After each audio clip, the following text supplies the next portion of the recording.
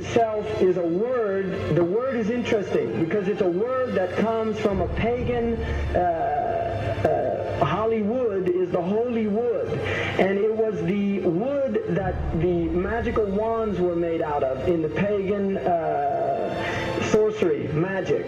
And these wands were believed that the sorcerers that possessed them could put people into trances and control them. This is part of, this is symbolic, but it's also important to understand that part of what Hollywood literally does is it puts people into trances. It's a dream state. They call it the dream machine in the United States.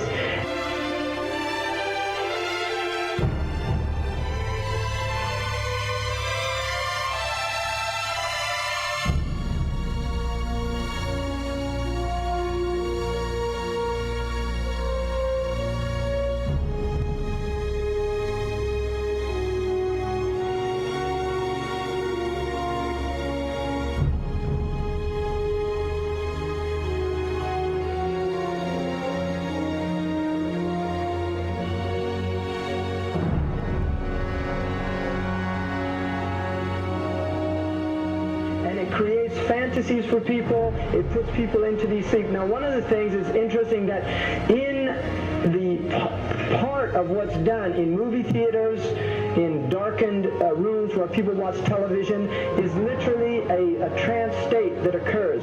What's called suspended state of disbelief. You enter into a state, you suspend your disbelief and enter into a state whereby you begin to believe what you internally realize is imagination.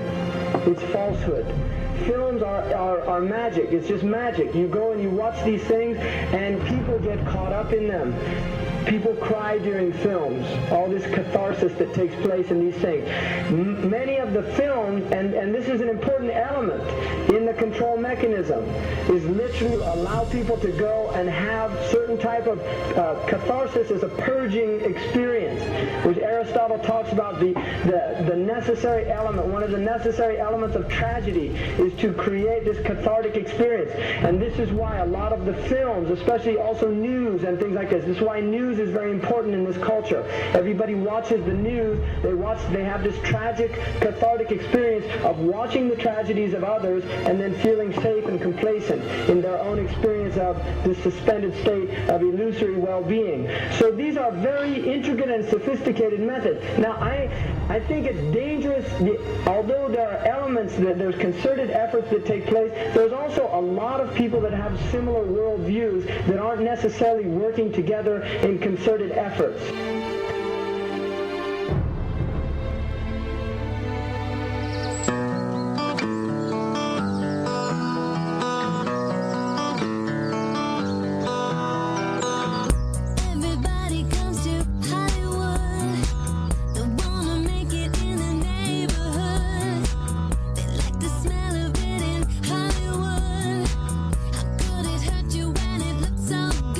Shine your light now. This time it's got to be good. You get it right now, yeah. 'Cause you're in Hollywood. There's something in the air in Hollywood. The sun is shining like you knew.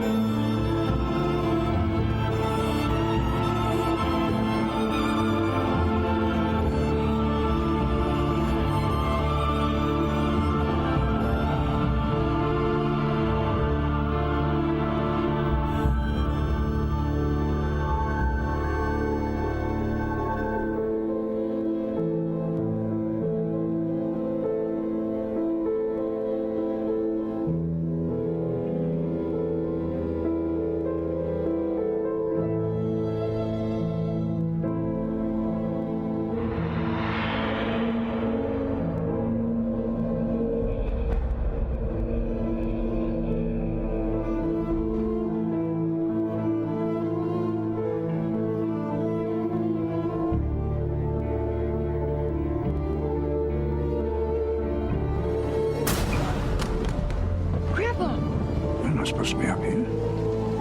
Looking at that? I just wanted to know. Well, you're old enough, I suppose. You should know the story. Okay, here we go. It was 1832. On a night much like this.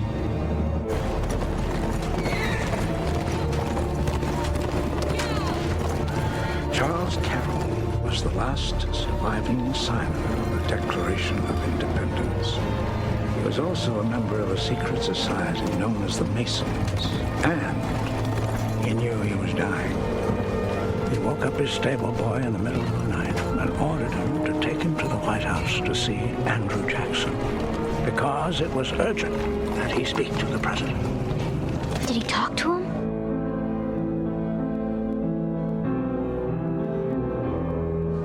No, he never got the chance. The president wasn't there that night.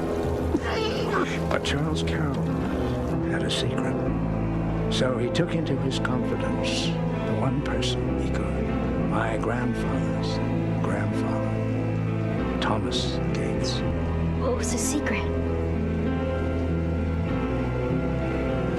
A treasure. A treasure beyond all imagining.